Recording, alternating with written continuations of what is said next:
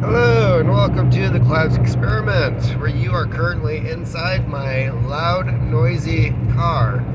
No, I never got the muffler fixed. But today, we are heading out to East Creek Preserve.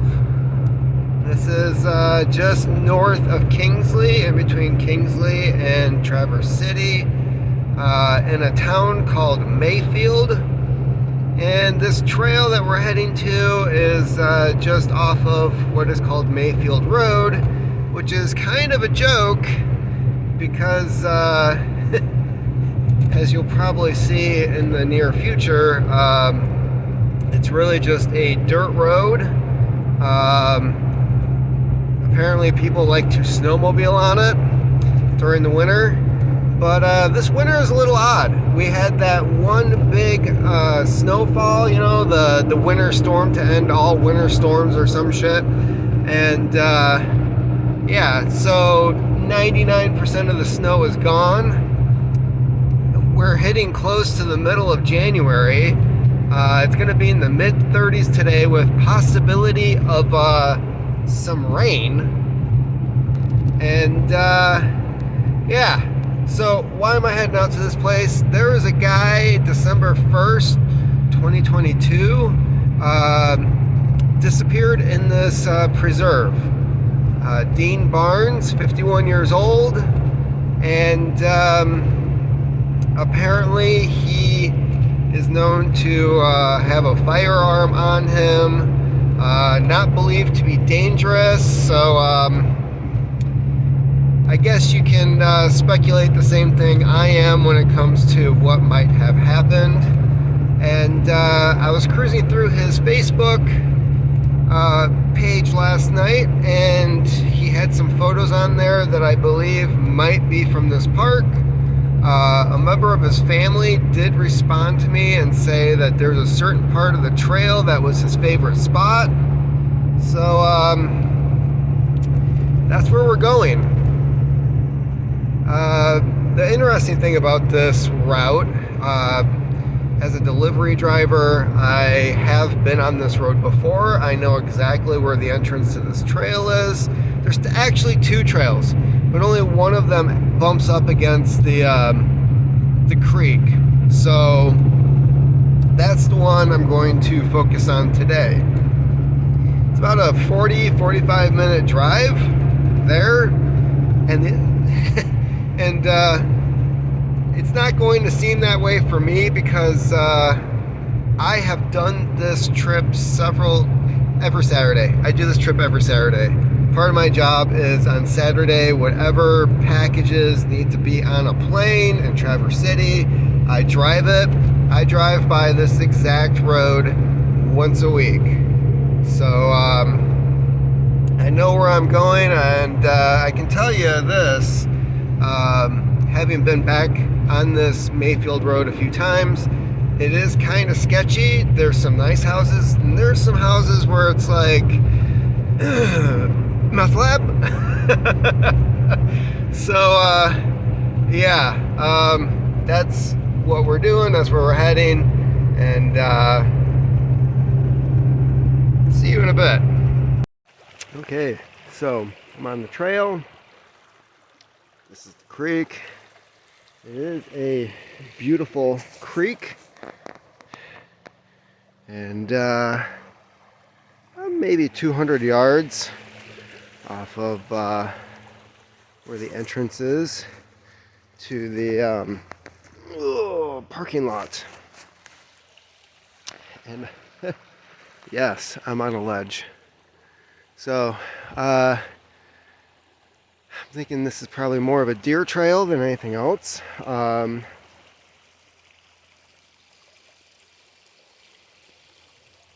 So far I did find a cell phone. Looks like it's been out here for a while. I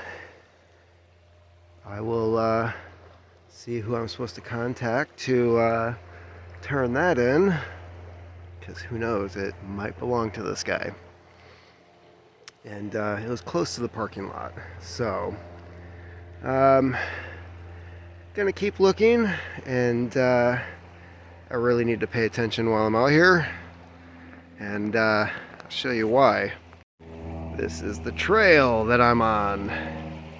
This is not the main trail, but as you can see, oh, it looks like there's like a little bridge or a dock or something down there. And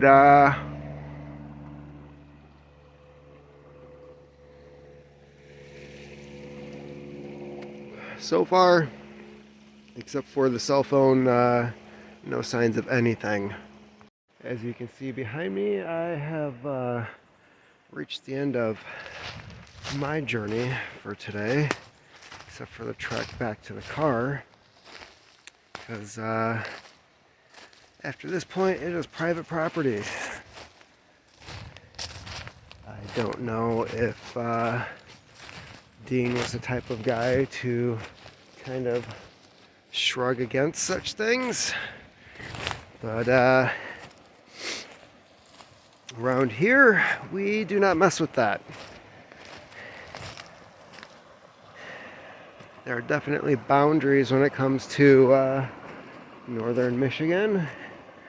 Don't cross them, or shit happens. So, there was a few interesting things I saw along the way. Nothing definitive that shows there were... I didn't find any clothes, nothing of that nature. Really, I'm kind of surprised there's very little litter back here. And like I said, the one thing I did find was a cell phone. And an interesting tree that is not too far away from here, which I'll show you on the way back. So, this tree here, there's an awful lot of movement around this tree. I could see it being a place where somebody would stop and overlook this creek. There's some more disturbed ground over here. You can also see the bark on the tree, like somebody's had their back up against it. And who knows, it could just be a scratching post for bears. But I don't know, this kind of stood out to me. I did not do this. This is more scratching. It doesn't even look like turkeys. It's not in a V shape, which is how turkeys usually scratch. And there are trails leading here from several different places. Might be worth coming back and checking out again later. Well, did hear a gunshot off in the distance. Now, this is Michigan. No, it's not hunting season. Not uncommon around here. People do occasionally just shoot their guns.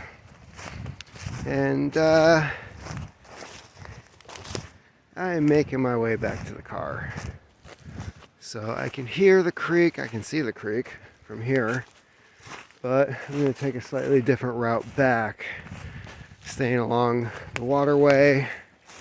And I know if I just follow the creek, it didn't branch off or anything, that I will make it back to my vehicle. So this will help me scan more of the area. And I've been thinking about this trip for a while now. And I know people are probably thinking like, well, like, does he really want to find this dude? No. And I'm kind of wondering if that has anything to do with search parties as they are. Like, does anybody really want to be the one to find the person? Alive, sure. In the other state? Hell no. But I'm back here. I will look. And the upside is, if anything is found, at least it helps bring some closure to the family. So it's kind of how I look at it. In the meantime, I'm out in the woods, getting some exercise, seeing some things I've never seen before, and that's always good. But I think I would describe this as hiking with a purpose. Never really understood the whole notion of just going for a hike for the sake of going for a hike. Kind of contradicts people's thoughts on why we do things. You know, if it doesn't serve a purpose, what's the point? As for me, I've been wanting to explore these woods and see what's out here. And it gives me a chance and the excuse to get out. Because to be honest, if I just wanted to get out in the woods, I would just go in my own backyard. But I could definitely see why people like fly fishermen will be attracted to this spot. It is, from what I can tell, it would be a great spot to do fly fishing. I don't know what kind of fish would necessarily be in that creek, but there's definitely a lot of good spots that even I, the non-fly fisherman, will be wanting to drop a line in. So, having said that, that's why I traveled along the bank of the creek instead of just following the main trail.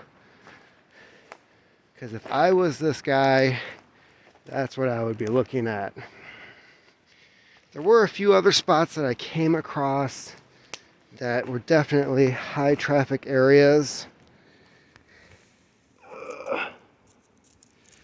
Definitely some type of marker.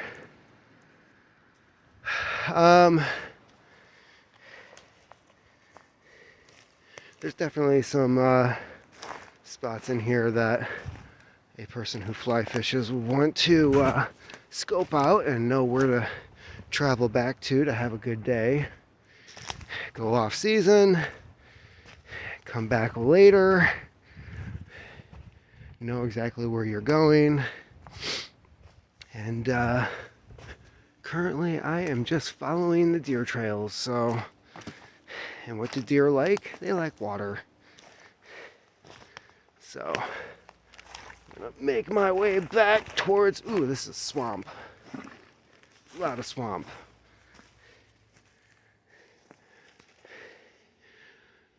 Man, if I wasn't mistaken, that kind of felt like maybe like quicksand. I did hear that Deadstream Swamp, another area I will be looking at later, has a lot of quicksand.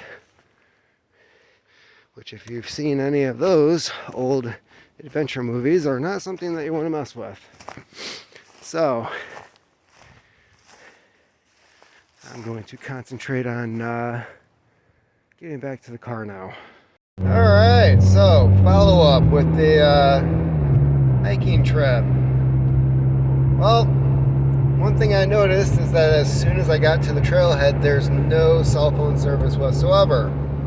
So if that cell phone does belong to this guy, they would not have been able to trace it anyways, or ping it, whatever the phrase is you want to for trying to find a cell phone. And yeah, so am I surprised that there was nothing back there? Obviously, I don't know if I was in the right spot. I don't know if I was on the right side of the creek. There's also the question of the private property, if he had gone back there. And questions that I have, well, obviously, why was there a jar of honey on the side of the tree? This one.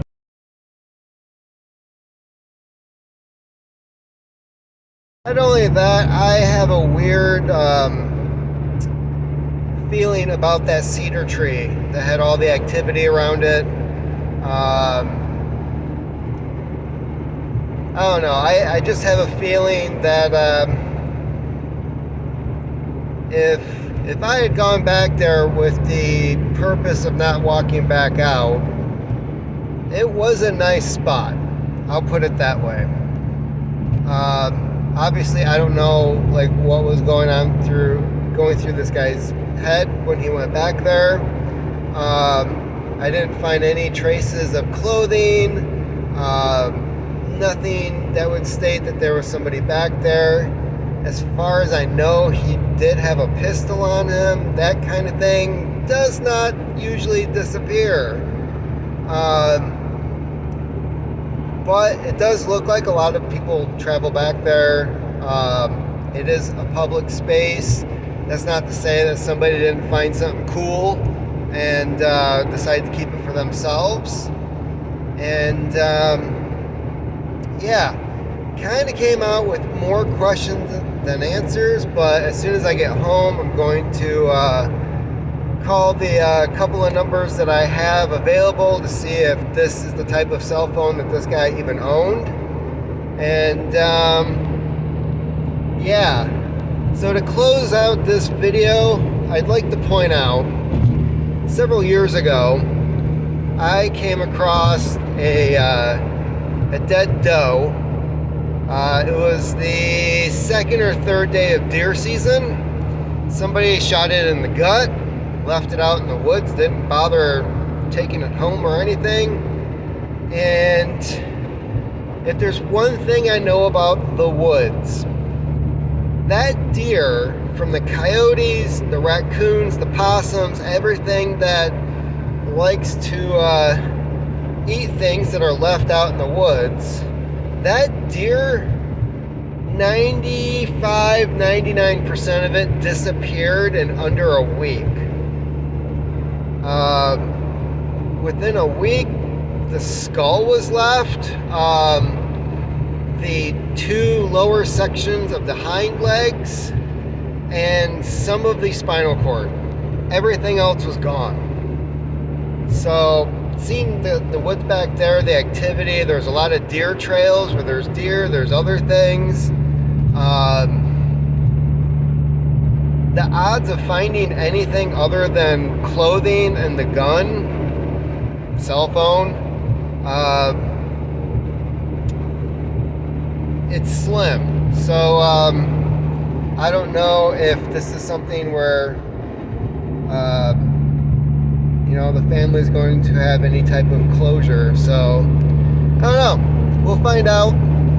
In the meantime, keep on typing.